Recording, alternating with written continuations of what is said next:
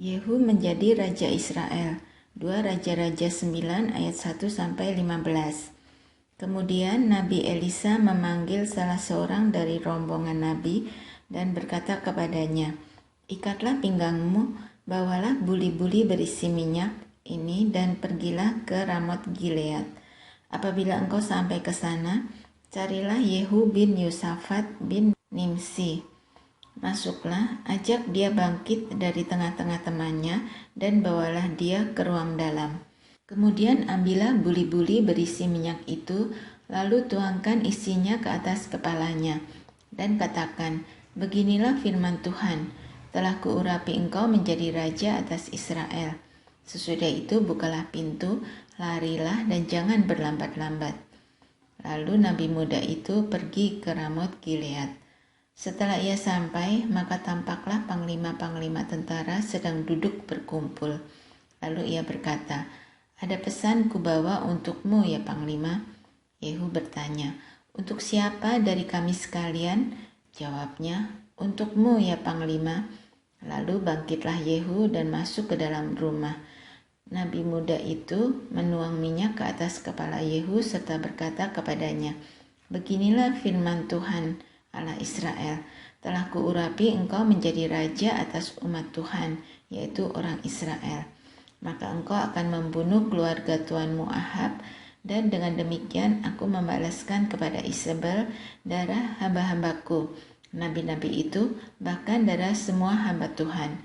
Dan segenap keluarga Ahab akan binasa, dan aku akan melenyapkan daripada Ahab setiap orang laki-laki, baik yang tinggi maupun yang rendah kedudukannya di Israel. Dan aku akan memperlakukan keluarga Ahab sama seperti keluarga Yerobeam bin Nebat, dan sama seperti keluarga Baesa bin Ahia. Isabel akan dimakan anjing di kebun di luar Yisrael dengan tidak ada orang yang menguburkannya." Kemudian nabi itu membuka pintu lalu lari. Apabila Yehu keluar mendapatkan pegawai-pegawai tuannya, berkatalah seorang kepadanya, "Apa kabar? Mengapa orang gila itu datang kepadamu?" Jawabnya kepada mereka, "Kamu sendiri mengenal orang itu dengan omongannya." Tetapi mereka berkata, "Dusta, cobalah beritahukan kepada kami." Lalu katanya, "Begini-beginilah dikatakannya kepadaku, demikianlah firman Tuhan, telah kuurapi engkau menjadi raja atas Israel." Segeralah mereka masing-masing mengambil pakaiannya dan membentangkannya di hadapan kakinya begitu saja di atas tangga. Kemudian mereka meniup sangkakala serta berseru, "Yehu raja." Demikianlah Yehu bin Yosafat bin Nimsi mengadakan persepakatan melawan Yoram. Adapun Yoram sedang berjaga-jaga di Ramot Gilead bersama-sama dengan segenap orang Israel menghadapi Hazael Raja Aram. Tetapi Raja Yoram sendiri telah pulang ke Yisrael supaya luka-lukanya diobati yang ditimbulkan orang Aram pada waktu ia berperang melawan Hazael Raja Aram. Yehu berkata, "Jika kamu sudah setuju, janganlah biarkan siapapun meloloskan diri dari kota untuk memberitahukan hal itu ke Yisrael." Yoram dan Ahazia dibunuh. 2 Raja-Raja 9 ayat 16-29. Kemudian Yehu naik kereta dan pergi ke Yisrael, sebab Yoram berbaring sakit di sana. Juga Ahazia Raja Yehuda datang menjenguk Yoram. Ketika penjaga yang sedang berdiri di atas menara di Yisrael melihat pasukan Yehu datang, berserulah ia, "Ada kulihat suatu pasukan." Berkatalah Yoram, "Ambillah seorang penunggang kuda, suruhlah ia menemui mereka serta menanyakan, apakah ini kabar damai?" Lalu pergilah penunggang kuda itu menemuinya dan berkata, "Beginilah tanya raja, apakah ini kabar damai?" Jawab Yehu, "Damai, bukan urusanmu. Baiklah, ikutlah aku." Dan penjaga itu memberitahukan, suruhan sudah sampai kepada mereka, tetapi ia tidak pulang. Disuruhnyalah penunggang kuda yang kedua, dan setelah sampai kepada mereka, berkatalah ia, "Beginilah tanya raja, apakah ini kabar damai?" Jawab Yehu, "Damai, bukan urusanmu. Baliklah, ikutlah aku." Dan penjaga itu memberitahukan, sudah sampai ia kepada mereka, tetapi ia tidak pulang. Dan cara memacunya adalah seperti cara Yehu, cucu Nimsi, memacu, sebab ia memacu seperti orang gila. Sesudah itu berkatalah Yoram, pasanglah kereta. Lalu orang memasang keretanya. Maka keluarlah Yoram raja Israel dan Ahazia raja Yehuda, masing-masing naik keretanya. Mereka keluar menemui Yehu lalu menjumpai dia di kebun Nabot, orang Yisrael itu. Tatkala Yoram melihat Yehu, bertanyalah ia, "Apakah ini kabar damai, hai Yehu?" Jawabnya, "Bagaimana ada damai selama sundal dan orang sihir ibumu Isabel begitu banyak?" Segera Yoram berputar dan mau melarikan diri sambil berseru kepada Ahazia, "Itu tipu Ahazia." Tetapi Yehu menarik busurnya dengan sepenuh kekuatannya, lalu memanah Yoram di antara kedua bahunya, sehingga anak panah itu menembus jantungnya. Maka rebahlah ia di dalam keretanya. Kemudian berkatalah Yehu kepada Bidkar perwiranya, "Angkat dan lemparkanlah mayatnya ke kebun Nabot, orang Yisrael itu, sebab ketahuilah bahwa pada waktu aku dan engkau berdampingan menunggang kuda mengikuti Ahab ayahnya, maka Tuhan telah mengucapkan terhadap dia hukuman ini. Sesungguhnya aku telah melihat darah Nabot dan darah anak-anaknya tadi malam. Demikianlah firman Tuhan, maka aku akan membalaskannya kepadamu di kebun ini. Demikianlah firman Tuhan. Oleh sebab itu, angkat dan lemparkanlah mayatnya ke kebun ini sesuai dengan firman Tuhan." Ketika Ahazia raja Yehuda melihat itu, maka ia pun melarikan diri ke arah Bet Hagan. Tetapi Yehu mengejarnya sambil berkata, "Panahlah dia juga." Maka mereka memanah dia di atas keretanya di pendakian di Kegur dekat Yibleam. Ia lari ke Megido dan mati di sana. Para pegawainya mengangkut mayatnya ke Yerusalem, lalu mereka menguburkan dia dalam kuburnya sendiri di samping nenek moyangnya di kota Daud. Adapun Ahazia menjadi raja atas Yehuda dalam tahun ke-11 zaman Yoram bin Ahad. Isabel dibunuh. 2 Raja-Raja 9 ayat 30 sampai 37. Sampailah Yehu ke Yisrael. Ketika Isabel mendengar itu, ia mencalak matanya, dihiasnyalah kepalanya, lalu ia menjenguk dari jendela. Pada waktu Yehu masuk pintu gerbang, berserulah Isabel, "Bagaimana, selamatkah Simri pembunuh tuannya itu?" Yehu mengangkat kepalanya melihat ke jendela itu dan berkata, "Siapa yang di pihakku? Siapa?" Dan ketika 2-3 orang pegawai istana menjenguk kepalanya, ia berseru, "Jatuhkanlah dia." Mereka menjatuhkan dia sehingga darahnya memercik ke dinding dan ke kuda. Mayatnya pun terinjak-injak. Yehu masuk ke dalam lalu makan dan minum. Kemudian ia berkata, "Baiklah, urus mayat orang yang terkutuk itu dan kuburkanlah dia, sebab ia memang anak raja." Mereka pergi untuk menguburkannya, tetapi mereka tidak menjumpai mayatnya, hanya kepala dan kedua kaki dan kedua telapak tangannya. Mereka kembali memberitahukannya kepada Yehu, lalu ia berkata, "Memang begitulah firman Tuhan yang diucapkannya dengan perantaraan hambanya Elia, orang Tisbe itu. Di kebun di luar Yisrael akan dimakan anjing daging Isabel. Maka mayat Isabel akan terhampar di kebun di luar Yisrael seperti pupuk di ladang, sehingga tidak ada orang yang dapat berkata, 'Inilah Isabel.'" Yehu memunahkan keluarga Ahab. 2 Raja-Raja 10 ayat 1 sampai 17. Ahab mempunyai 70 orang anak laki-laki di Samaria. Yehu menulis surat dan mengirimnya ke Samaria, kepada pembesar kota itu, kepada para tua-tua dan kepada para pengasuh anak-anak Ahab. Bunyinya, "Sekarang segera sesudah surat ini sampai kepadamu, kamu yang mempunyai anak-anak tuanmu di bawah pengawasanmu, lagi pula mempunyai kereta dan kuda dan kota yang berkubu serta senjata, maka pilihlah seorang yang terbaik dan yang paling tepat dari antara anak-anak tuanmu. Lalu dudukkanlah dia di atas tahta ayahnya. Kemudian berperanglah membela keluarga tuanmu." Tetapi mereka sangat takut dan berkata, "Sedangkan kedua raja itu tidak dapat bertahan menghadapinya, bagaimana mungkin kita ini dapat bertahan?" Sebab itu, kepala istana dan kepala kota, juga para tua-tua dan para pengasuh mengirim pesan kepada Yehu. Bunyinya, kami ini hamba-hambamu, dan segala yang kau katakan kepada kami akan kami lakukan. Kami tidak hendak mengangkat seseorang menjadi raja. Lakukanlah apa yang baik menurut pemandanganmu.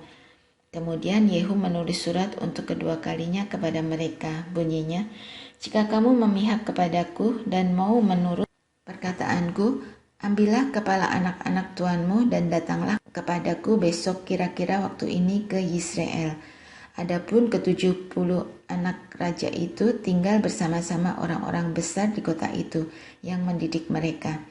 Tatkala surat itu sampai kepada mereka, mereka mengambil anak-anak raja itu, menyembelih ke-70 orang itu, menaruh kepala orang-orang itu ke dalam keranjang dan mengirimkan semuanya kepada Yehu di Yisrael. Ketika suruhan datang memberitahukan kepadanya, telah dibawa orang kepala anak-anak raja itu, berkatalah Yehu, susunlah semuanya menjadi 2 timbunan di depan pintu gerbang sampai pagi. Pada paginya, keluarlah Yehu, berdirilah ia, lalu ia berkata kepada segenap orang banyak, kamu ini tidak bersalah.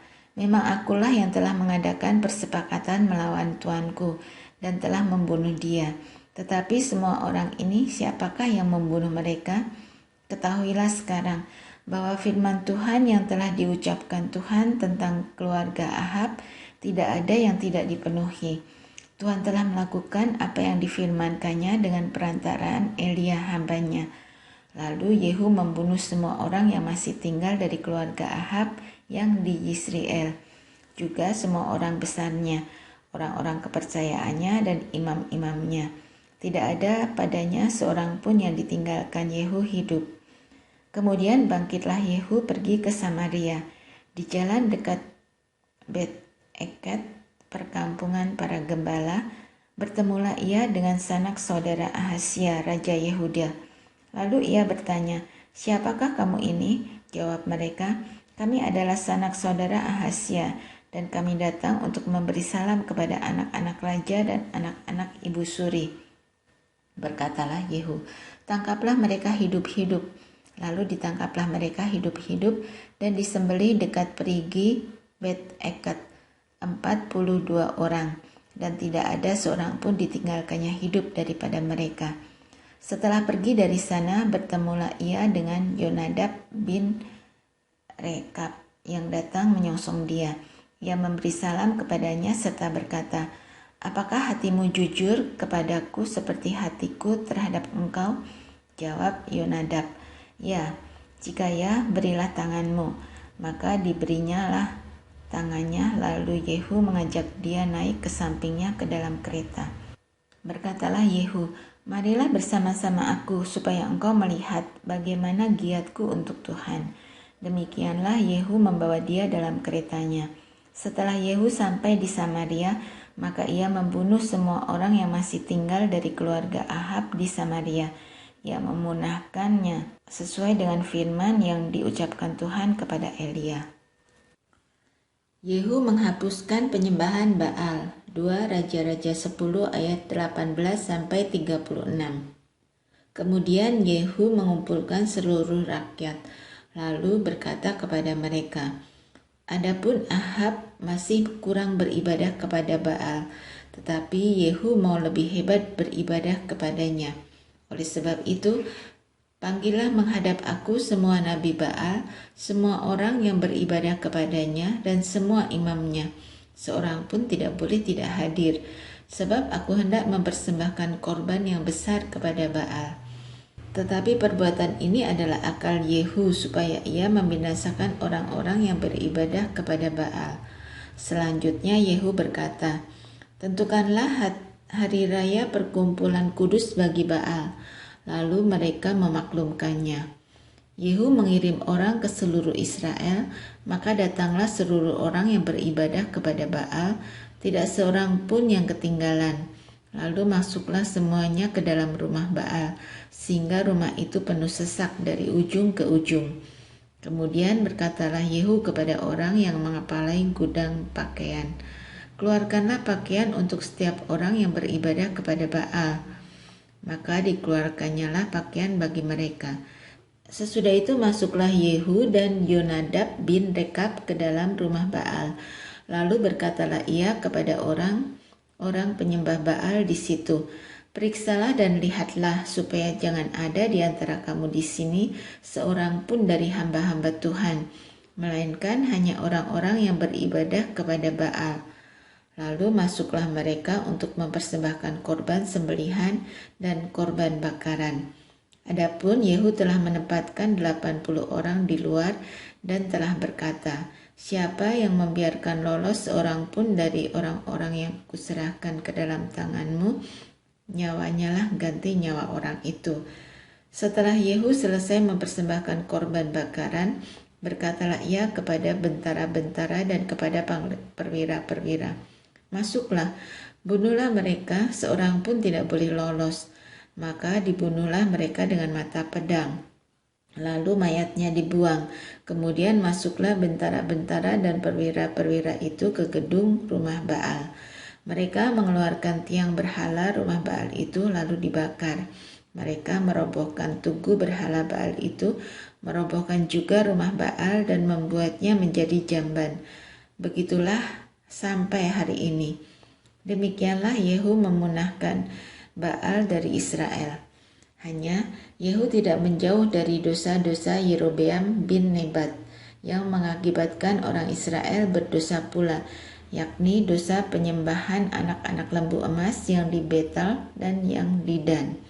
Berfirmanlah Tuhan kepada Yehu, "Oleh karena engkau telah berbuat baik dengan melakukan apa yang benar di mataku dan telah berbuat kepada keluarga Ahab tepat seperti yang dikehendaki hatiku, maka anak-anakmu akan duduk di atas tahta Israel sampai keturunan yang keempat."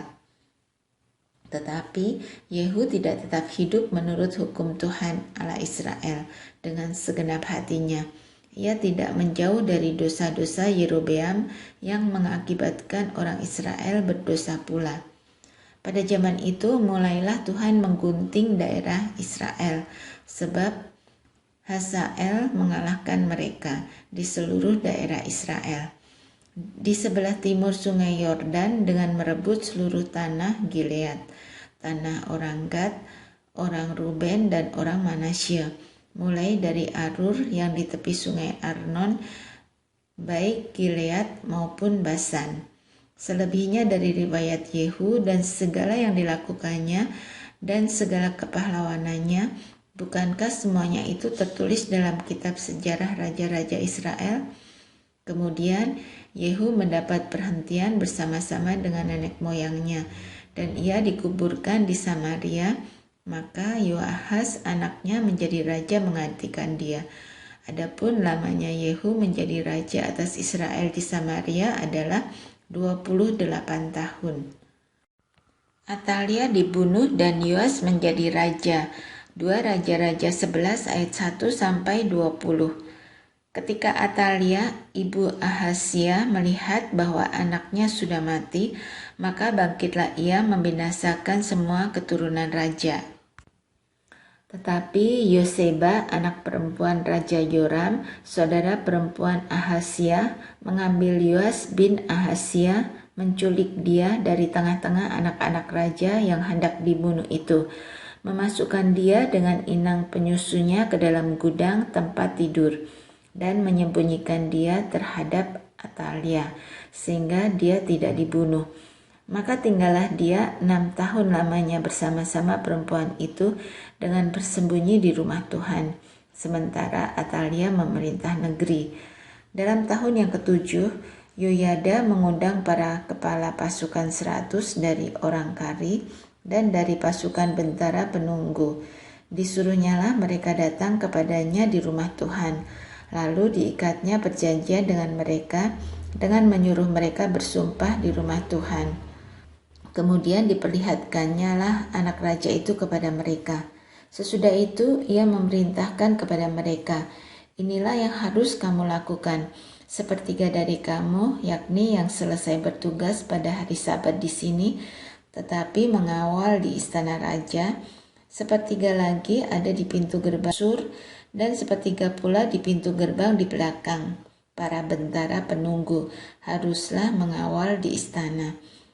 Dan kedua regu daripada kamu, yakni semua orang yang bertugas di sini pada hari Sabat dan mengawal di rumah Tuhan, haruslah mengelilingi raja dari segala penjuru, masing-masing dengan senjatanya di tangannya. Dan siapa yang mendatangi barisan haruslah mati dibunuh. Dan baiklah kamu menyertai raja setiap kali ia keluar atau masuk.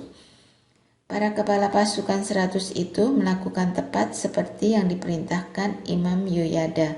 Masing-masing mengambil orang-orangnya yang selesai bertugas pada hari Sabat bersama-sama dengan orang-orang yang masuk bertugas pada hari itu. Lalu datanglah mereka kepada Imam Yoyada. Imam memberikan kepada para kepala pasukan 100 itu tombak-tombak dan perisai-perisai kepunyaan Raja Daud yang ada di rumah Tuhan. Kemudian para bentara itu masing-masing dengan senjatanya di tangannya mengambil tempatnya di lambung kanan sampai ke lambung kiri rumah itu dengan mengelilingi mezbah dan rumah itu untuk melindungi raja. Sesudah itu Yoyada membawa anak raja itu keluar, mengenakan jejamang kepadanya dan memberikan hukum Allah kepadanya. Mereka menubuatkan dia menjadi raja serta mengurapinya, dan sambil bertepuk tangan berserulah mereka, "Hiduplah raja!" Ketika Atalia mendengar suara bentara-bentara penunggu dan rakyat, pergilah ia mendapatkan rakyat itu ke dalam rumah Tuhan.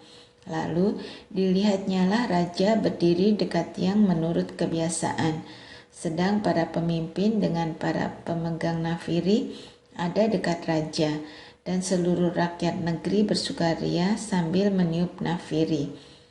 Maka Atalia mengoyakkan pakaiannya sambil berseru, "Kianat, kianat!" Tetapi Imam Yoyada memerintahkan para kepala pasukan 100, yakni orang-orang yang mengepalai tentara. Katanya kepada mereka, "Bawalah dia keluar dari barisan. Siapa yang memihak kepadanya, bunuhlah dengan pedang." Sebab tadinya imam itu telah berkata, "Janganlah ia dibunuh di rumah Tuhan." Lalu mereka menangkap perempuan itu pada waktu ia masuk ke istana raja dengan melalui pintu bagi kuda. Dibunuhlah dia di situ. Kemudian Yoyada mengikat perjanjian antara Tuhan dengan raja dan rakyat, bahwa mereka menjadi umat Tuhan, juga antara raja dengan rakyat. Sesudah itu masuklah seluruh rakyat negeri ke rumah Baal, lalu merobohkannya. Mereka memecahkan sama sekali mezbah-mezbahnya dan patung-patung dan membunuh Matan, imam Baal, di depan mezbah-mezbah itu. Kemudian Imam Yoyada mengangkat penjaga-penjaga untuk rumah Tuhan. Sesudah itu, ia mengajak para kepala pasukan 100, orang-orang kari, dan para bentara penunggu, dan seluruh rakyat negeri, lalu mereka membawa raja turun dari rumah Tuhan. Mereka masuk ke istana raja melalui pintu gerbang para bentara. Kemudian duduklah raja di atas tahta kerajaan. Bersukarialah seluruh rakyat negeri dan amanlah kota itu setelah Atalia mati dibunuh dengan pedang di istana raja.